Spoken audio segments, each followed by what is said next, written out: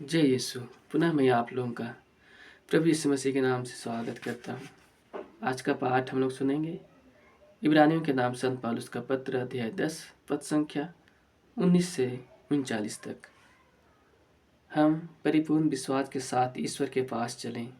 भाइयों, ईसा का रक्त हमें निर्भय होकर परम पावन मंदिर गर्भ में प्रवेश करने का आश्वासन देता है।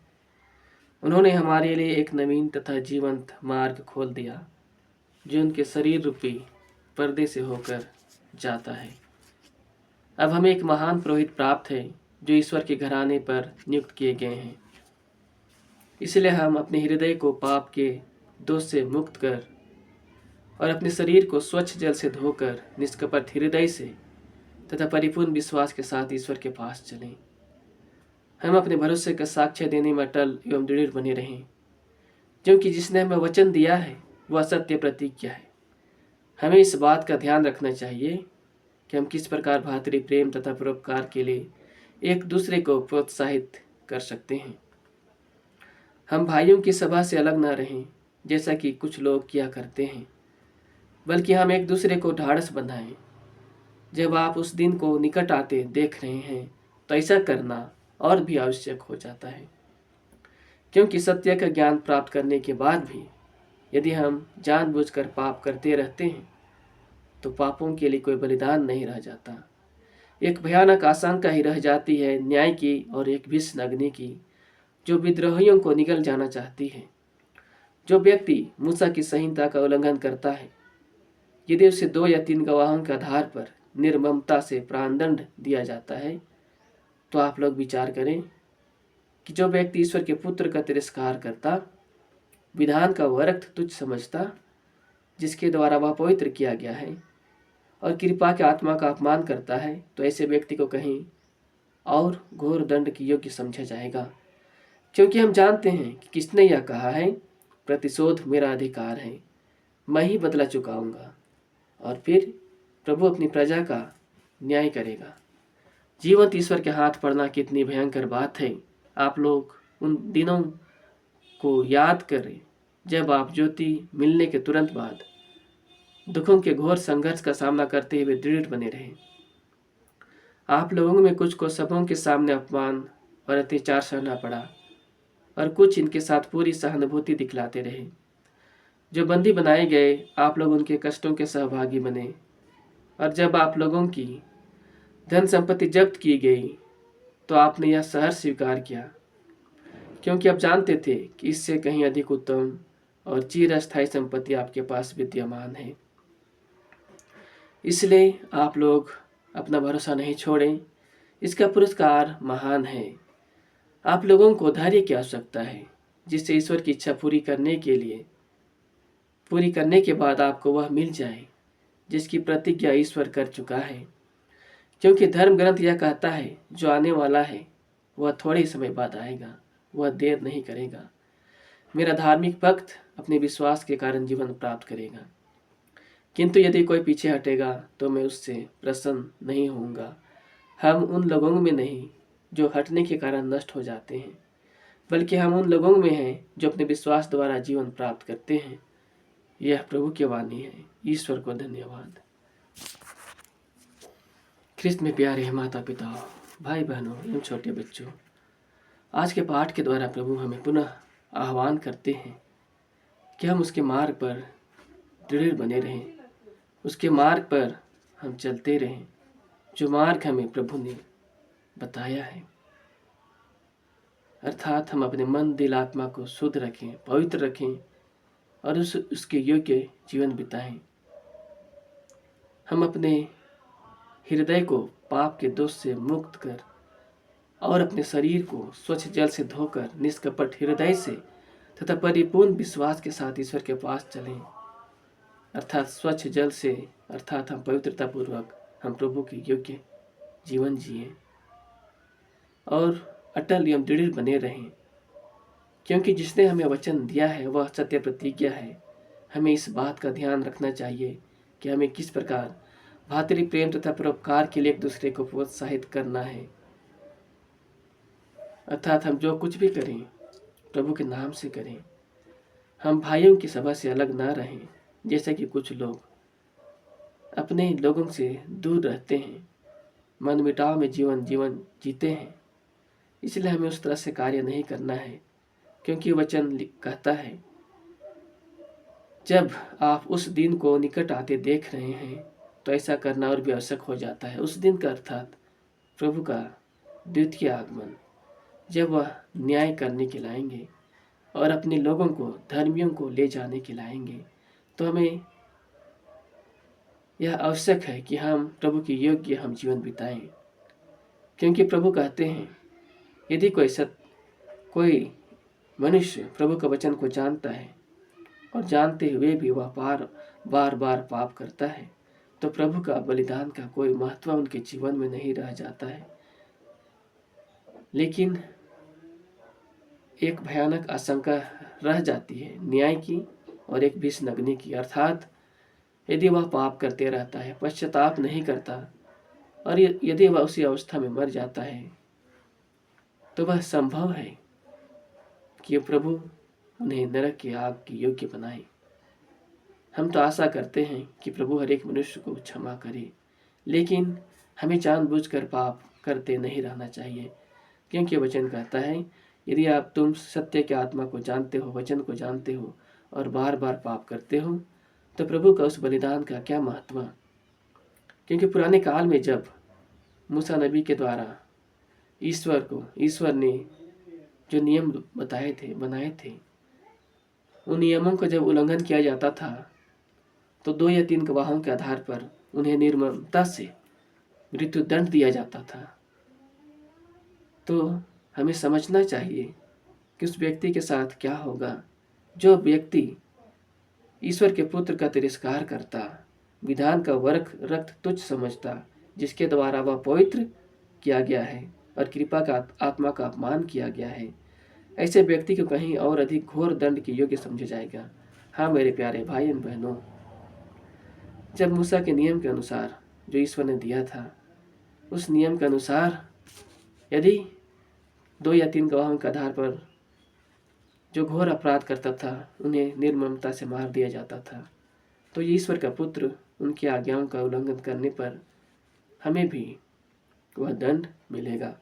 इसलिए प्यारे भाई बहनों, हम प्रभु के मार्ग पर चलें, प्रभु के योग्य चलें, क्योंकि प्रभु का वचन कहता है, प्रतिशोध मेरा अधिकार है, मैं ही बदला चुकाऊंगा। प्रभु अपनी प्रजा का न्याय करेगा। हाँ मेरे प्यारे भाइयों एवं बहनों, हमें किसी से बदला चुकाने का कोई आवश्यकता नहीं। हमारे साथ कोई गलत व्यवहार भी करता है तो प्रभु कहता है, जो तुम्हारे साथ बुरा व्यवहार करता है तुम उनके लिए प्रार्थना करो, क्योंकि बदला चुकाना ईश्वर का कार्य है। सभी चीज़ों को, हर एक दुखों, कष्टों, पीड़ाओं को, हर एक समस्याओं को हमें प्रभु को समर्पित करना चाहिए। जो हमारे साथ ईर्ष्या करते हैं, द्वेष करते हैं और विभिन्न प्रकार के बदला रखने की भावना रखते हैं, उनके लिए हमें प्रार्थना करने की आवश्यकता है। और बदला चुकाना परमेश्वर का काम है। आप लोग बीते दिनों को याद करें, जब आप ज्योति मिलने के तुरंत बाद दुखों के घोर संकट का सामना करते हुए दृढ़ बने रहे। आप लोगों में कुछ को अत्याचार सहना पड़ा, अपमान सहना पड़ा, बहुत लोगों को बंदी बनाया गया। आज पहले भी हमारे बहुत सारे नबियों को जेल में डाल दिया गया, उन्हें प्रताड़ित किया गया, लेकिन वे प्रभु में दृढ़ रहे। और आज भी प्रभु के बहुत सारे दासों को जेल में डाल दिया गया है, सताया गया है, लेकिन वे अपने विश्वास द्वारा प्रभु की में अडिग रहे। तो हमें याद रखना चाहिए कि हम प्रभु के मार्ग पर जब लौटते हैं, प्रभु के योग्य जीवन बिताते हैं, तो हमारे जीवन में दुख और कष्ट और पीड़ाएं आती रहती हैं, लेकिन हमें उन सबसे विचलित नहीं होना है, क्योंकि ये सभी चीज़ें प्रभु हमें शुद्ध करने के लिए, अपने योग्य बनाने के लिए, जिस तरह से सोना को शुद्ध सोना के परख आग में डाल कर किया जाता है, उसी प्रकार प्रभु हमें दुख, तकलीफ और कष्टों के द्वारा, उस भट्टी के द्वारा हमें अपने योग्य स्वर्गराज के योग्य बनाता है। तो हमें प्रभु के मार्ग पर चलते रहना चाहिए, क्योंकि वचन कहता है, क्योंकि आप जानते हैं कि इससे कहीं अधिक उत्तम और चिरस्थायी संपत्ति आपके पास विद्यमान है, इसलिए आप लोग अपना भरोसा नहीं छोड़े और इसका पुरस्कार महान होगा। अर्थात हमें उस परमेश्वर पर भरोसा रखना है, क्योंकि ये दुनिया का दुख, कष्ट, पीड़ा, समस्याएं तो हमारे जीवन में रहेंगी, लेकिन जब इन दुखों से, पीड़ाओं से, कष्टों से नहीं घबराते हुए हम प्रभु के मार्ग पर चलते हैं, तो हमें उसका पुरस्कार प्रभु हमें स्वर्ग राज में प्रदान करेंगे, और वह खुशी अनंत खुशी होगा। उस खुशी के सामने दुनिया का कोई भी खुशी बहुत कम है। स्वर्गीय खुशी से हम किसी की तुलना नहीं कर सकते। इस दुनिया की खुशी से हम तुलना नहीं कर सकते। स्वर्गीय आनंद अनंत है। इसलिए प्रभु कहते हैं, आप लोगों को धैर्य की आवश्यकता है, जिससे ईश्वर की इच्छा पूरी करने के बाद आपको वह मिल जाए जिसकी प्रतिज्ञा प्रभु कर चुके हैं, अर्थात स्वर्ग राज, अनंत राज, अनंत शांति, जहाँ न भूख होगी न प्यास होगी, सिर्फ अनंत खुशी होगी। उस परमेश्वर को देखने की, उस परमेश्वर की महिमा करने की, अपने पूर्वजों से मिलने की, हमारे नबियों से मिलने की, हमारे जितने भी लोग हमसे पहले गुजर गए उन सब से मिलकर हमें अत्यंत प्रसन्नता होगी, और ईश्वर को देख के उनसे भी कई गुना अधिक खुशी होगी।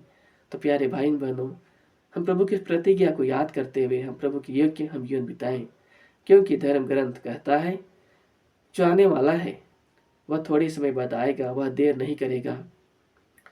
मेरा धार्मिक भक्त अपने विश्वास के कारण जीवन प्राप्त करेगा, किंतु यदि कोई पीछे हटेगा तो मैं उससे प्रसन्न नहीं होऊंगा। प्रभु कहते हैं, जो आने वाला है थोड़े समय बाद आएगा, अर्थात प्रभु का द्वितीय आगमन जरूर होगा, क्योंकि प्रभु परमेश्वर के लिए जितने भविष्यवाणी किए गए हैं वो सभी पूरा हो चुका है। बाइबल के अनुसार जितनी दुर्घटनाएं, विपत्तियां के बारे में लिखा गया है वो सभी घटनाएं हो रही है।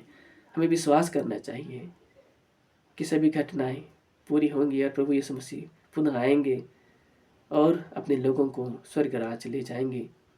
इसलिए प्रभु हम अपने वचन के द्वारा आगाह करते हैं कि हम उन लोगों में नहीं जो हटने के कारण नष्ट हो, बल्कि हम उन लोगों में हो जो अपने विश्वास द्वारा जीवन को प्राप्त करें।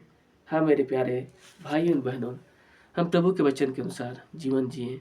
प्रभु अपने वचन के अनुसार हमें अगुवाई करे, ताकि हम प्रभु के मार्ग पर चलते हुए स्वर्ग राज को प्राप्त करें। ताइए भाइयों बहनों, हम प्रभु के मार्ग पर चलने के लिए शक्ति सामर्थ्य मांगे। ताइए हम प्रार्थना करें। हे प्यारे प्रभु परमेश्वर, पुनः आज के दिन के लिए, इस जीवन के लिए प्रभु धन्यवाद धन्यवाद धन्यवाद। हे सृष्टिकर्ता परमेश्वर धन्यवाद। स्वर्ग और पृथ्वी को बनाने वाले परमेश्वर धन्यवाद।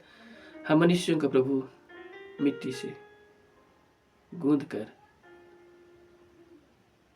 हमें नया जीवन देने वाले परमेश्वर धन्यवाद।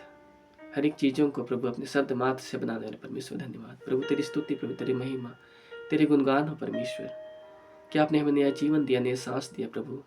और इस वक्त प्रभु हम आपके वचन को सुनने के लिए प्रभु उपस्थित हर एक लोगों के लिए प्रभु धन्यवाद करता हूँ कि प्रभु आपके वचन का प्रभु जो भी लोग प्रभु सुन रहे हैं खुदावन, उन्हें आशीर्वाद दे, उन्हें आपके मार्ग पर ले चल परमेश्वर, ताकि वे आपके मार्ग पर दृढ़ बने रहें। जिस तरह से प्रभु आप अपने वचनों के द्वारा हमें आगाह करते हैं कि प्रभु हम स्वच्छ जल से शुद्ध होकर प्रभु हम आपके मार्ग पर चलें, हम आपके वचन को जानते हुए बार बार पाप ना करें, बल्कि प्रभु आपके वचन के अनुसार हम जीवन जिए। क्योंकि प्रभु बहुत सारे लोग प्रभु आपकी ओर आते हैं जो कि प्रभु आपको नहीं जानते हुए, नहीं जान रहे थे, लेकिन आपके मार्ग पर लौट आते हैं। उनके जीवन में दुख, कष्ट, पीड़ाएं, समस्याएं आती हैं, लेकिन प्रभु आपकी कृपा के द्वारा प्रभु वे उन दुखों को, कष्टों को, पीड़ाओं को उनसे छुटकारा मिल पाता है। हाँ मेरे परमेश्वर, आपका वचन सत्य है, वह दिव्य वचन सत्य है। हमारे परमेश्वर, आप अपने वचनों के द्वारा आगाह करते हैं कि प्रभु हम आप में दृढ़ बने रहें, क्योंकि जो आने वाला है वह सत्य है, वह आएगा। हाँ मेरे परमेश्वर, आप आने वाले हैं। द्वितीय आगमन आपका निकट है परमेश्वर। हम ये नहीं कह सकते कि प्रभु आप कब आएंगे, लेकिन जरूर आएंगे।